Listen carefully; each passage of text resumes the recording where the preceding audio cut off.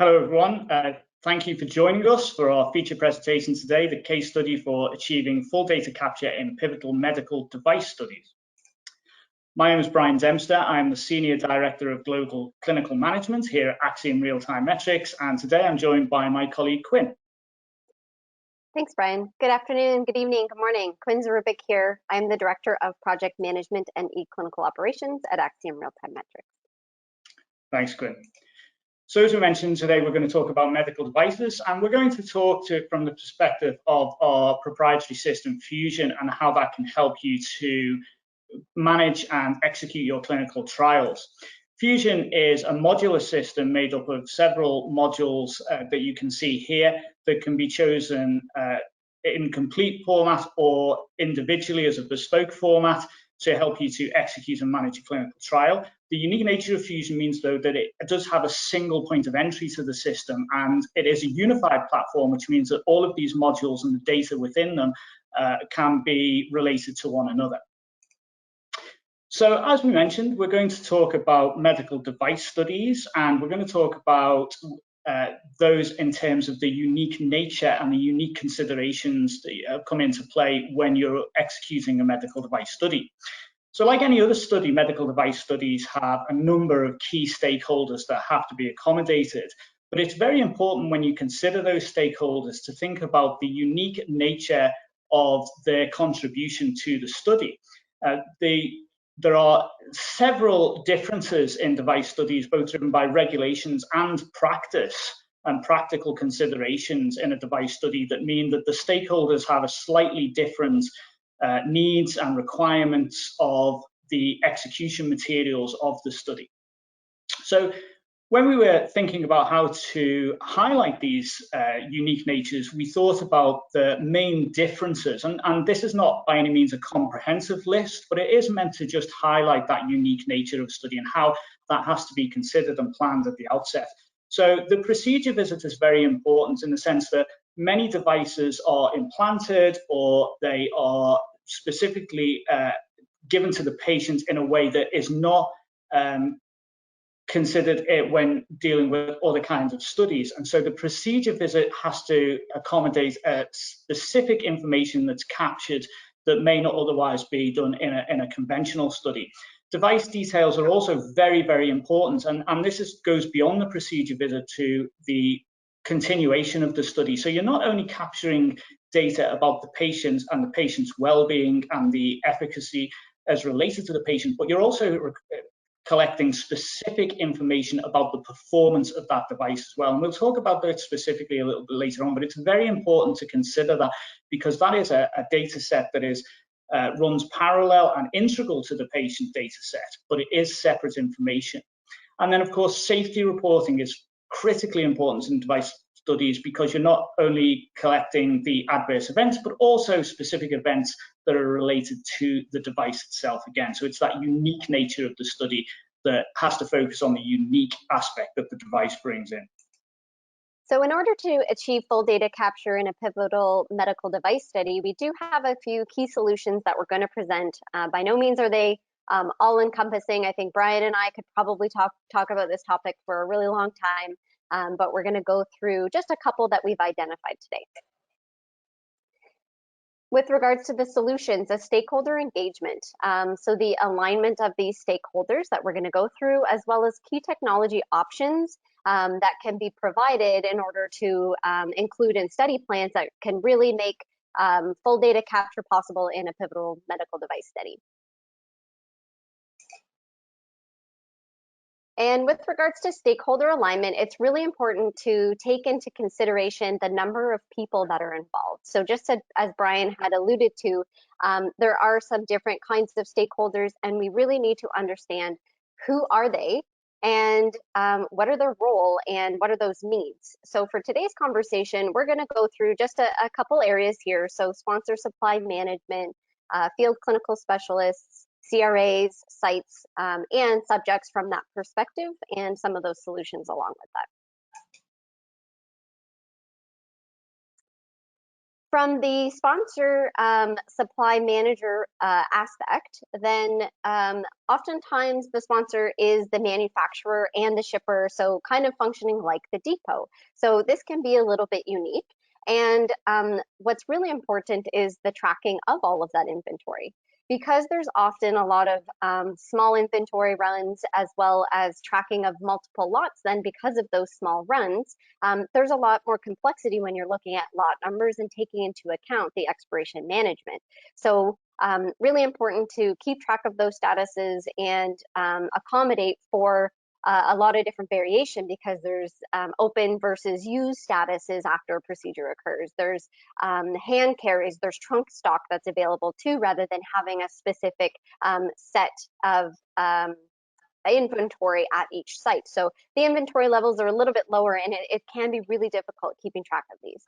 So our solution on this front is RTSM and trial supply management. So with a system that can accommodate all of these features, such as Fusion, which we'll obviously go through, then it allows us for global inventory tracking. That takes into account all of the statuses, the stock, etc. And then adding on to that, there is automatic triggers for resupply. So when we can set the thresholds for each site, or maybe there's multiple depots, once it reaches the threshold, there can be an automatic resupply. And it really enables everyone to have this global awareness and accuracy and visibility, rather than trying to update some manual tracker and Excel spreadsheet of all of the statuses when you're trying to run a global study with the inventory levels that they may be. Great, thanks, Quinn. So one of the major stakeholders that's unique to a medical device study is the field clinical specialist. And we have to think about the needs of this stakeholder and how that marries into the data, and how that also connects to other data that's being captured elsewhere. So considerations for this are external device data and specialty data requirements. As a client of Axiom previous to working here, we had a very unique device in which there was continuous performance data collected throughout the cycle of the device, which was extracorporeal. The unique challenge with that was to ensure that data that was manually entered by the clinical field specialist was able to be compared to that performance data in real time later on when we came to do the data analysis. And that meant that we had to create a tracking system within the EDC, which the clinical field specialist could enter real-time data that was date stamped and recorded, that would then also be compatible to compare with the performance data.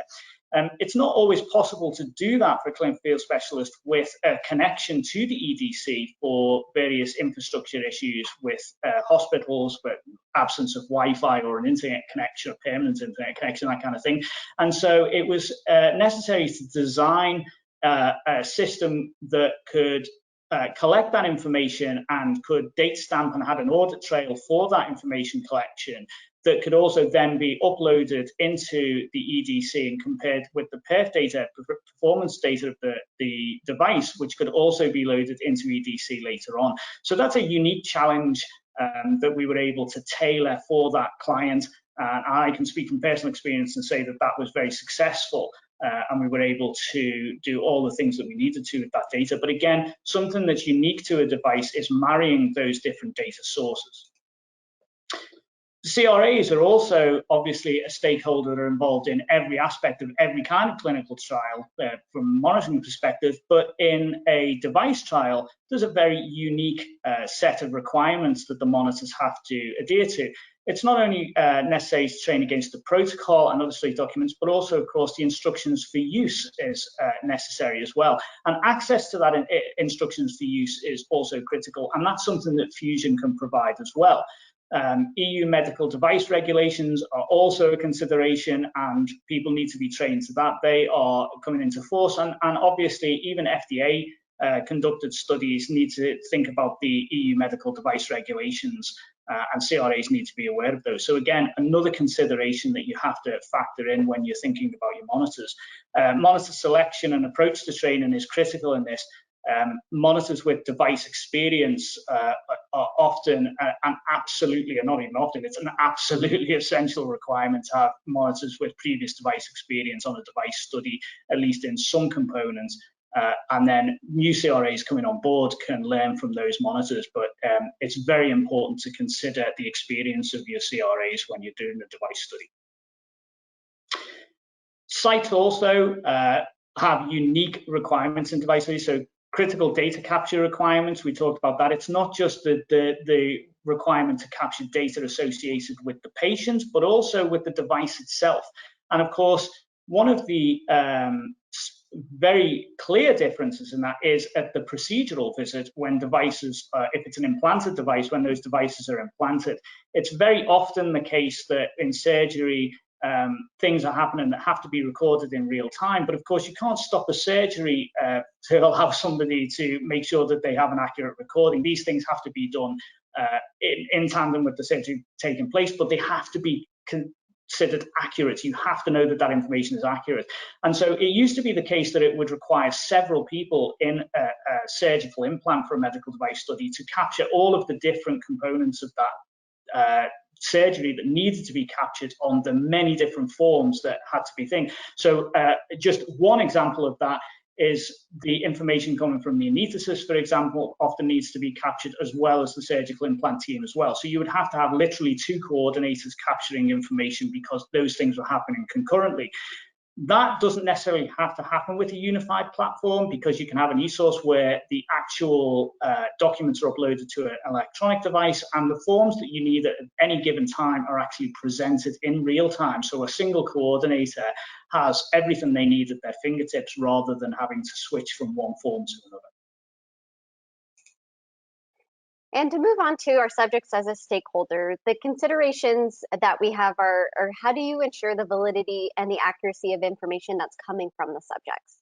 So oftentimes the data being captured we're looking at could be pain reporting, daily treatment details, rescue medication usage, all really critical information that could be that primary efficacy endpoint data. And in terms of completing the diary, sometimes how do we know that that diary is not being completed 5 minutes before the clinic appointment in the parking lot on paper?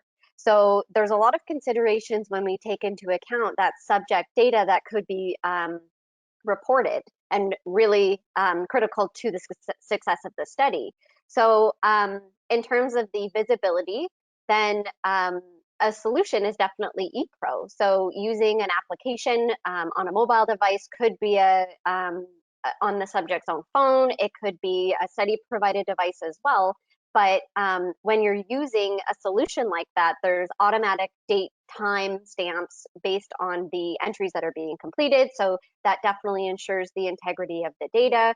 So this also helps with the data review on the sponsor end. So the sponsors have visibility into the data, the field clinical specialists do as well. So if they're looking at treatment details, if there's a potential device recalibration, some of their performance data, et cetera, linking back to some of the subject reported data, they have the visibility in real time for that. Then on the site, to be able to see this data as well, they would be looking at compliance. So a lot of that is monitoring for the data integrity as well, that can be added in through something like ePro rather than trying to wait for transcription from the site and getting back these paper diaries from the subjects. But the extra add-ons that can come with something like ePro, like Fusion, is these reminders. So if a subject forgets to enter in maybe their pain medication, just their daily reports in general, if they forget, then they can receive a reminder. So it can go through either like a text message or through a push notification, which is the example on the screen here. And then even another add-on is a reminder for the subject visit to come in. So there's definitely a lot of bonuses when you're considering a solution like ePro in order to ensure the integrity of the data for that full data capture that we're looking for in a medical device study. And moving forward to safety reporting. So Brian touched on some of the unique aspects of medical device studies. So there are these unique classifications. So your UADE, USADE, your device deficiency. So a lot of that capture of information is a little bit unique to medical device studies. And in addition to some of these considerations, oftentimes you're looking at the events, the classifications, potential adjudication of them as well. So are they related to the device? Are they related to the procedure? Is it a device deficiency? So oftentimes you need those CEC committee members to hop on a meeting, make sure they discuss, agree on the classification, etc. So in terms of a solution, it's very important for vendor selection for your data capture to facilitate a lot of that information that's being provided and your eCRF design. So you want to make sure that you're obviously starting with the end in mind. Your database is set up to accommodate for all of these unique aspects of the data capture required for medical device studies. But in addition to not just capturing this data as data points, a lot of it is safety meeting support, the preparation for that, the cleaning process, etc. So all of the events that lead up into the event classification, those meetings, etc., they need to be taken into account. So with a provider like EDC and that eCRF design and kind of all of those aspects that go into it, that visibility can also be, as Brian's probably going to talk about in a minute, can be visible on screen so that as soon as you sign on into your system, Fusion, for example, you can see such as this, so your number of days till your meeting. You can see how many events have been classified, what's pending. So not only the data capture as the raw data, but also taking into that to review for risks as well as key trends that you may be wanting to look for as well. That's right, Quinn. So Fusion really assists you not only in the practical application of collecting the data, reviewing the data, but also in the execution of the study in terms of the management, the clinical management of the study and the project management of the study. And there's key areas where we can benefit here. Centralized data. So going back into that unified platform where all of your data is available to you from a single login. You don't have to access multiple different systems and then compare the data from those systems. It's already there in one place, and the comparisons can actually be programmed into the system so that you can get those comparisons out as metrics reports, just as some of the examples Quinn's already shown you. The flexibility to meet the diverse stakeholder needs is already, we talked about a lot in terms of how we can have ePro and other solutions, which mean that we target what the actual stakeholders need that's unique to a medical device, and we provide solutions proactively to those. The unified platform we talked about, that's where the really key piece is. All of your information is accessed from a single point. And again, just as I mentioned, it's that comparison of data is really brought home. So you can actually program into the system those comparisons, and they can be created to you as metrics that you can view at any time. An example of that is given here, but there are many other examples, and it's completely programmable, and we can make a bespoke system for your needs. Instant access to your data is also critical. These metrics are taken from the data in real time. The reports can be run at any time and presented, as we saw on the previous screen, in many different ways, which suit your needs. But that real-time access is very, very important. Real-time data is important because it allows you to make real-time decisions, and it actually to react to what's actually going on in your trial in a time in which you can actually facilitate change. So we talked about Fusion. Again, just to recap, Fusion is a completely bespoke system. We can engineer it so that you can choose the complete system or have any of the modules that you just saw on the previous screen, and we can tailor it to your individual needs. The important part of that is that not only does Fusion the system, but it's also backed up by our team of experts in each of these disciplines as well. And so the information from Fusion is really valuable, but it's really only as useful as the people who are using that information to make decisions. And our services can provide those people to make those decisions on your behalf or work with you to make those decisions. Again, the single sign-on is really important. It gives you access to all of your data in one place. The centralized dashboards we just talked about are really important because they give you access to really digestible real-time information, and that critical reporting across all types of the data, that marrying and correlation of the data really is important, because it means that you don't have to take the added step to compare the data. The data is already pre-programmed and comparable in the way that you have decided. Again, we are data-driven. That is our core business, and we really believe in real-time metrics and the ability to pull the data that you want, when you want, and accurately. Why would you choose Axiom? Well, we can bring all of those things together: the people, the system, and the experience to use both to deliver for you the most efficient and effective clinical device study that is available. So with that, I will say thank you so much, and thank you to Quinn for joining me today, and we look forward to hearing your questions and opening up the dialogue for the next 5 minutes. Thanks so much. Hi. Hello. Thanks everybody for joining today, and thank you, Brian. So I thought that we could go through some of the poll questions. So if you haven't had a chance to respond to the poll, it should be posted, so maybe give another 20 seconds or so to get those last ones in. Okay, so looking at what percentage of your studies uses patient diary information for the primary endpoint. So we have the majority of voters actually to the 0 to 25%, and then coming in really closely actually at 51 to 75%. So Brian, do you have any maybe thoughts on that one? Yeah, that's a really interesting mix, actually. And I think it speaks to the trend within the industry of having patient-reported data being factored into the primary endpoint in this way. Certainly, when I first started in the industry, it was definitely not a norm to have that done. And I think the technology has really played a part in that. We talked a little bit about the history of patient-reported data being filled in parking lots before the visit, and therefore there always being some question mark over its integrity and its validity.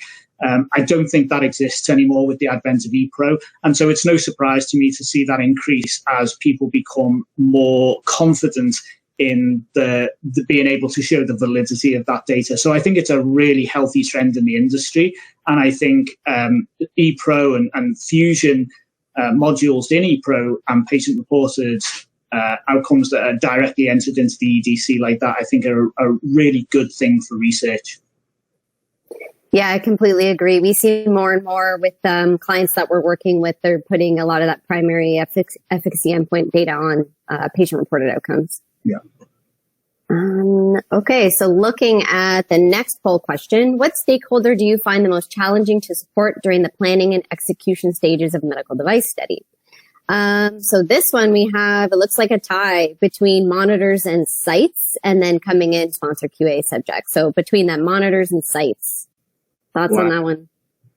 Yeah, not surprising, actually, that those are the two that require the focus in that period. I think sites, certainly when they have competing studies, you're also competing for their attention on that. So I think there's an explanation there. Monitors is a little bit more surprising, but if I'm honest, I see that trend in the industry. I'm not totally surprised that a lot of effort has to be placed in making sure that the monitors are up to speed. And I think that there's a big increase in training around the monitors and specific device training as well. I've seen that come into the industry since the advent of the EU MDR changing from MDD. Actually, I've seen a real focus on training of monitors in the industry in that period over the last 2 to 3 years, especially around the safety reporting for devices as well. So again, I think for device studies, that's a really healthy trend in the industry and will only lead to better quality data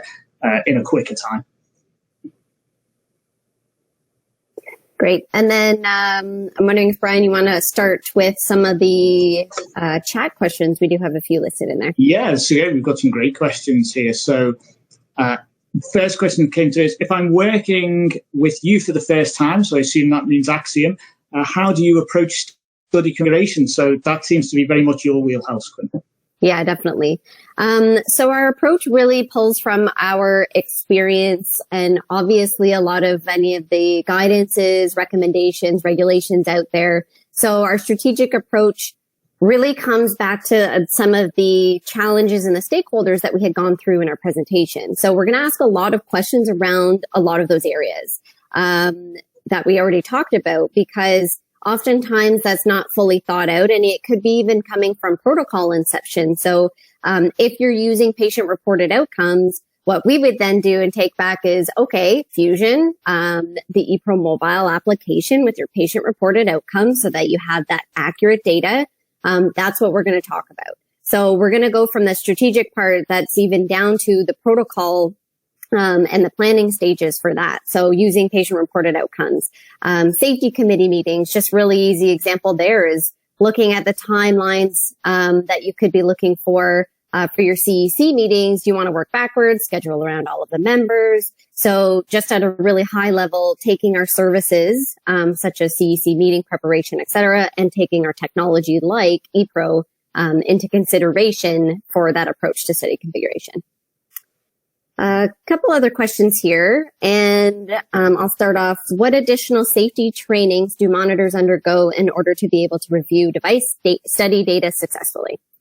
Well, that's a great question. So we already touched upon that actually briefly earlier when we talked about the monitors requiring that extra support. And I think it's really important that they understand the differences in safety reporting and the additional aspects of device safety reporting. They need to understand that because they need to be able to recognize any events in the EDC data that have been underreported, for example, or even in rarer cases, they need to see events that maybe have been classified incorrectly. So I think it's really important. We at Axiom take that very seriously in terms of training our monitors who work on device studies, specifically for device studies, around things like UADEs, in addition to the SAE training that they would already be grounded in. So yeah, really, really important.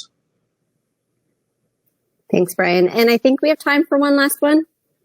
Okay. Pretty quick. How can Fusion assist with the annual progress reports required to be filed for an IDE?